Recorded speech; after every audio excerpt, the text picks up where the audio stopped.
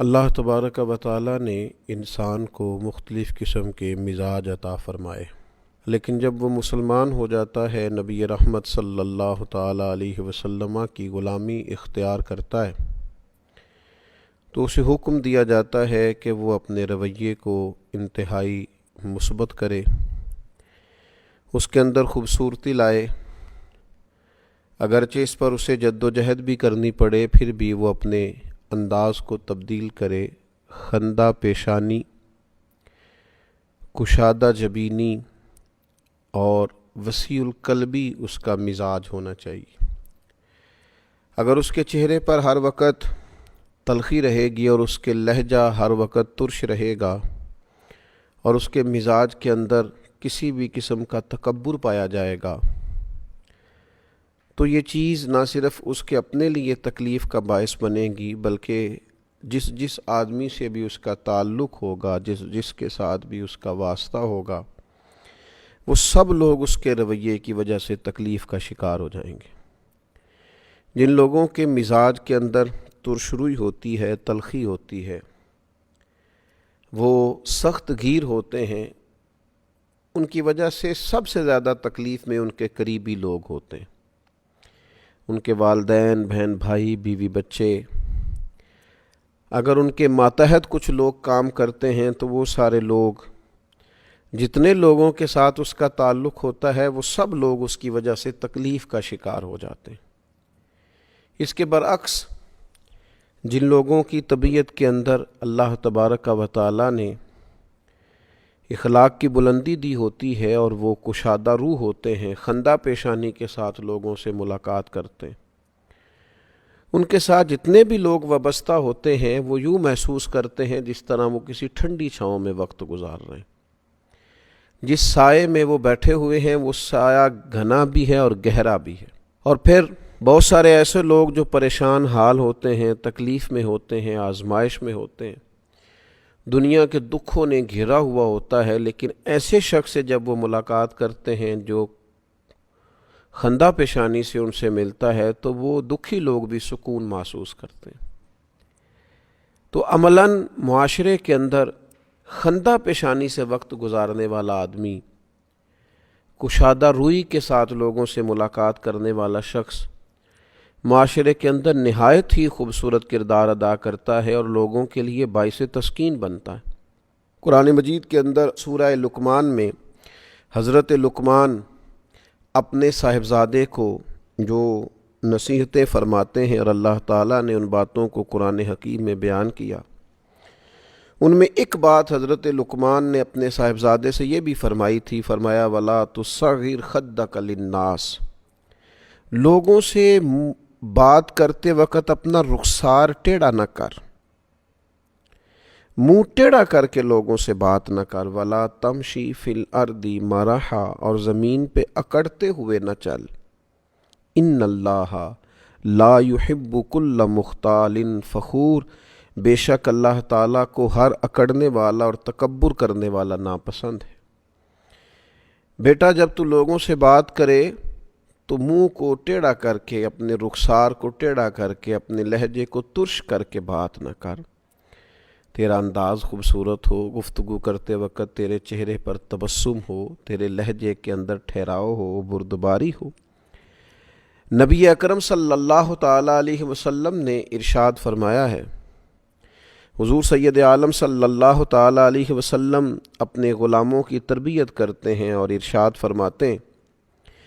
کہ یاد رکھنا، تم ہرگز اپنے مال کے ذریعے لوگوں کو اپنا گرویدہ نہیں کر سکتے۔ تم پیسے بانٹو گے، تم لوگوں کو دو گے تو تمہارے گرویدہ ہو جائیں گے، یوں نہیں ہو سکتا۔ حضور سید عالم صلی اللہ تعالیٰ علیہ وسلم نے ارشاد فرمایا مگر خندہ پیشانی کے ذریعے تم انہیں اپنا گرویدہ کر سکتے ہو، لوگ تم سے محبت کریں گے، تمہارے قریب آئیں گے، تمہارے پاس بیٹھیں گے، تمہاری چاہت کریں گے، تم سے ملنے کا انہیں اشتیاق ہوگا۔ شرط یہ ہے کہ تم خندہ پیشانی اور حسن اخلاق کے ساتھ لوگوں کے ساتھ پیش آؤ۔ ہمارے ہاں لوگ سمجھتے ہیں کہ شاید مال و دولت کے ذریعے ہی دنیا میں پذیرائی حاصل کی جا سکتی ہے، ایسا نہیں ہے۔ اگر آپ کا لہجہ حسین ہے اور آپ کی طبیعت کے اندر لوگوں کے حق میں جذبہ اچھا ہے اور لوگ آپ کو اپنا خیر خواہ پاتے ہیں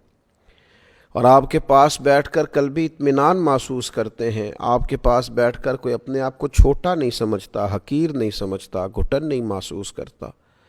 اپنے آپ کو کمزور نہیں پاتا، احساس کمتری کا شکار نہیں ہوتا، تو وہ آپ کا گرویدہ ہو جائے گا، اسے آپ کے قریب آ کر قلبی اطمینان حاصل ہوگا، وہ آپ کے پاس بیٹھنے کے لیے منتظر رہے گا کہ کب وقت ملے۔ اور یہ بات عند اللہ کتنا درجہ رکھتی ہے، اللہ کی بارگاہ کے اندر اس کا کتنا مقام ہے۔ نبی پاک صلی اللہ تعالی علیہ وسلم نے فرمایا، ہرگز نیکی کو حقیر نہ سمجھنا، چاہے اپنے بھائی کے ساتھ کشادہ روی سے ملنا ہی کیوں نہ ہو، یعنی یہ بھی ایک نیکی ہے، تم مل اپنے بھائی سے رہے ہو، لیکن اللہ کی بارگاہ میں یہ تمہارے لیے ذخیرہ آخرت بن رہا ہے، تمہارے نیکی کے اعمال کے اندر اس کو درج کیا جا رہا ہے، یہ صبح قیامت تمہارے لیے تمہاری حسنات میں چیز شامل کر دی جائے گی، کبھی حقیر نہ سمجھ۔ اور ویسے بھی صدقے کا جو مفہوم نبی پاک علیہ السلام نے ہمیں دیا ہے، نیکی کی وسعت جو رسول اللہ صلی اللہ تعالی علیہ وسلم نے ہمیں عطا فرمائی، کریم محبوب علیہ السلام نے تو مسلمان کے لمحے لمحے کو نیکی قرار دے دیا، سانس سانس پر نیکی کر سکتا ہے، ہر آنے والے منٹ میں اپنے لیے ذخیرہ آخرت جمع کر سکتا ہے۔ آپ حدیث دیکھیے، ترمذی میں موجود ہے، حضرت ابو ذر غفاری رضی اللہ تعالیٰ عنہ اس کے راوی ہیں، ارشاد فرماتے ہیں کہ نبی پاک صلی اللہ تعالیٰ علیہ وسلم نے فرمایا، تمہارا اپنے مسلمان بھائی کے ساتھ تبسم کے ساتھ سامنا کرنا بھی صدقہ ہے، اس سے جب تم ملے ہو تو ہنستے ہوئے ملے ہو، یہ بھی صدقہ ہے۔ اور حضور فرمانے لگے، نیکی کا حکم دینا بھی صدقہ ہے، برائی سے منع کرنا بھی صدقہ ہے، بھٹکے ہوئے کو راستہ بتانا بھی صدقہ ہے۔ حضور فرمانے لگے، جس کی نظر کمزور ہو اسے راستہ دکھا دینا، گویا سڑک پار کرا دینا، یہ بھی صدقہ ہے۔ حضور فرمانے لگے، رستے سے پتھر کو، کانٹے کو، گری ہوئی ہڈی کو، کسی کے پیر کو لگ نہ جائے، یہ ہڈی پتھر کانٹا اٹھا دینا، یہ بھی صدقہ ہے۔ اور نبی پاک صلی اللہ تعالیٰ علیہ وسلم نے فرمایا، اپنے ڈول سے، لوگ جاتے تھے نا کنووں پہ پانی لینے، فرمایا اپنے ڈول سے اپنے بھائی کے ڈول میں پانی ڈال دینا، یہ بھی صدقہ ہے۔ اتنی بڑی وسعت رسول کائنات علیہ الصلاۃ والسلام نے نیکی کو عطا کی، یعنی آپ کی نیت نیکی کرنے کی ہو جائے، آپ کا مزاج نیکی کرنے کا ہو جائے تو ہر گام میں نیکی ملے گی۔ تو تھوڑی سی نا خندہ پیشانی، یعنی بعض لوگ ہمیشہ ناراض ہی ملیں گے، طبیعت ہی ناراض کر لی ہے، جب بھی کوئی بات سنائیں گے کسی کا شکوہ ہی کریں گے، ناراض ہیں اور ناراضگی چھلکتی ہے۔ اور بعض لوگ جو آپ کو خندہ پیشانی سے ملتے ہیں، ان لوگوں کے بارے میں انسان کا یہ بھی تصور ہوتا ہے کہ یار اللہ نے اسے اطمینان عطا فرمایا ہوا ہے، یہ آدمی مقام شکوہ پر نہیں مقام شکر پر فائز، اس شخص کو اللہ تبارک و تعالیٰ کے انعامات حاصل ہیں، اس بندے کو اللہ تعالیٰ نواز رہا ہے،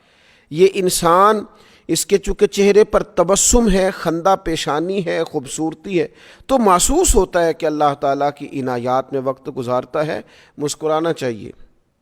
خوش رہنا چاہیے۔ بعض لوگ جب بھی ملتے ہیں بیچارے کوئی اچھی خبر نہیں دیتے، کوئی نہ کوئی پریشانی ہے، معاشرے میں حالات خراب ہی ہیں، کسی نہ کسی جگہ کوئی نہ کوئی انہوں نے شر دیکھ ہی لیا ہے۔ لیکن کچھ لوگ ایسے ہیں، وہ جب بھی ملتے ہیں نا، ان کا اطمینان دیکھ کر کچھ دکھ بندے کو بھول جاتے ہیں، ان کی طبیعت، ان کے مزاج میں بردباری دیکھ کر، حلم دیکھ کر، سکون دیکھ کر، اللہ کے انعامات پر ہر وقت وہ مقام شکر پر اس طرح فائز ہیں کہ ان سے مل کے سکون سا ملتا ہے، یعنی جن سے مل کر زندگی سے پیار ہو جائے۔ وہ لوگ آپ نے شاید نہ دیکھے ہوں مگر ایسے بھی ہیں، ان سے ملاقات کر کے اندازہ ہوتا ہے کہ زندگی تو بڑی خوبصورت ہے، بڑی پیاری ہے، بڑی حسین ہے۔ حضرت یحییٰ بن کثیر سے مروی ہے، ایک شخص بہت مسکرایا کرتا تھا، خندہ پیشانی کے ساتھ ہی ہمیشہ اس کے تبسم ہی رقصہ رہتا تھا، بہت مسکراتا تھا۔ تو نبی کریم صلی اللہ تعالیٰ علیہ وسلم کی بارگاہ کے اندر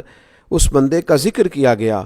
کہ یا رسول اللہ صلی اللہ تعالیٰ علیہ وسلم ہر وقت مسکراتا ہے، اس کے لہجے سے ہر وقت اطمینان گویا چھلکتا ہے، تو اللہ کے محبوب علیہ السلام نے فرمایا آگاہ ہو جاؤ، وہ مسکراتے ہوئے ہی جنت میں داخل کر دیا جائے گا۔ چونکہ مسکراتا ہے، خندہ پیشانی سے رہتا ہے، وہ چونکہ پیار بانٹتا ہے، محبتوں کو فروغ دیتا ہے، اس کے پاس یعنی جن سے مل کر زندگی سے پیار ہو جائے وہ لوگ آپ نے شاید نہ دیکھے ہوں، مگر ایسے بھی ہیں۔ اللہ تبارک و تعالی کشادہ دلی عطا کرے، خندہ پیشانی عطا کرے، اور بالخصوص ان لوگوں کے لیے جو ہمارے ساتھ رہتے ہیں۔ یہ بھی میں ضرور برسبیل تذکرہ عرض کروں، گھر کے باہر بہت سارے لوگ خندہ پیشانی سے رہتے ہیں، مسکراتے ہیں، دوستوں کے ساتھ خوش گپیاں کرتے ہیں، لیکن گھر آتے ہیں تو اللہ جانے کیا ہو جاتا ہے، ساری دکھ، ساری آزمائشیں، ساری تکالیف ساتھ اٹھا کے لے آتے ہیں۔ یعنی جن کو زیادہ وقت گزارنا ہوتا ہے ساتھ،